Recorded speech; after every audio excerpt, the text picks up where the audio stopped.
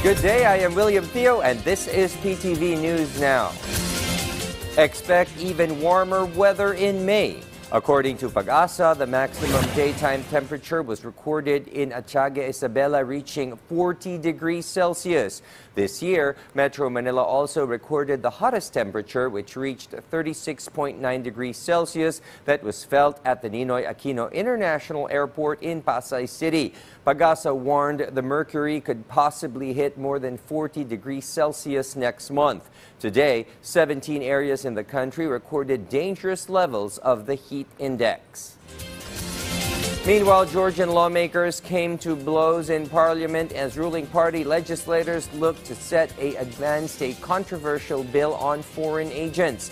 The bill that has been criticized by Western countries sparked protests at home. Footage broadcast on Georgian television showed an opposition member of parliament punch a ruling party lawmaker who co-sponsored the bill in the head at a parliamentary hearing, setting off a wider brawl and cutting off the video's live feed. The ruling Georgian Dream Party said earlier this month it would reintroduce a legislation requiring organizations that accept funds from abroad to register as foreign agents or face fines. 13 months after protests halted the plan, Georgian critics have labeled it the Russian law, comparing it to similar legislation used by the Kremlin to crack down on dissent in Russia.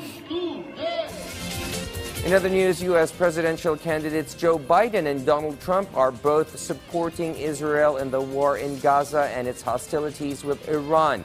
Events in the Middle East are now affecting the United States politics. VOA correspondent Scott Stearns has the report. Iran's attack on Israel and America's role in the Middle East as issues in this U.S. presidential campaign are a contest over which candidate backs Israel most. As incumbent, President Joe Biden oversaw the U.S. response to the attack and reaffirmed U.S. support for Israel in a meeting with the Iraqi Prime Minister.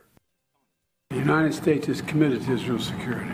We're committed to a ceasefire that will bring the hostages home and preventing conflict from spreading beyond what it already has. We're also committed to the security of our personnel and partners in the region, including Iraq.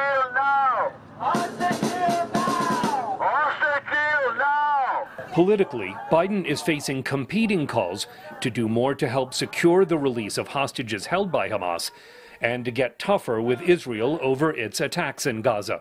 His opponent, Donald Trump, says none of the violence in the Middle East would have happened if he were still president, without explaining how.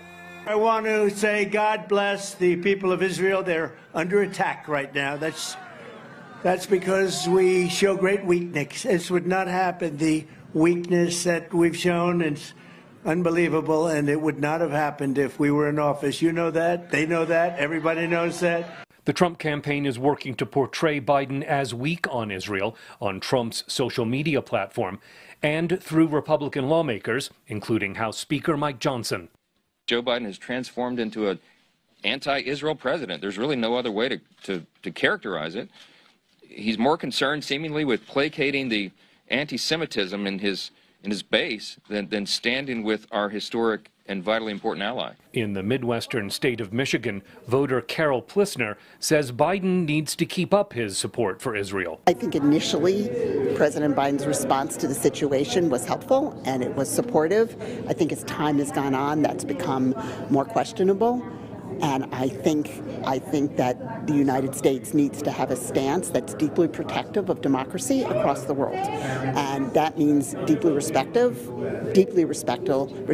of Israel. Biden's support for Israel in Gaza is reason to oppose him, says Michigan voter Mohammed Mauri. He's complicit in a catastrophe that's happening 1,000 miles away. People think that it's not hurting us, but it is. We're aiding it with our money. Polling by Pew Research last month showed deep divides on the issue, with about 20% of U.S. voters saying Biden's striking the right balance, another 20% saying he's favoring Israel, and 16% saying he's favoring Palestinians. The largest group in that poll was not sure how well Biden's handling the issue.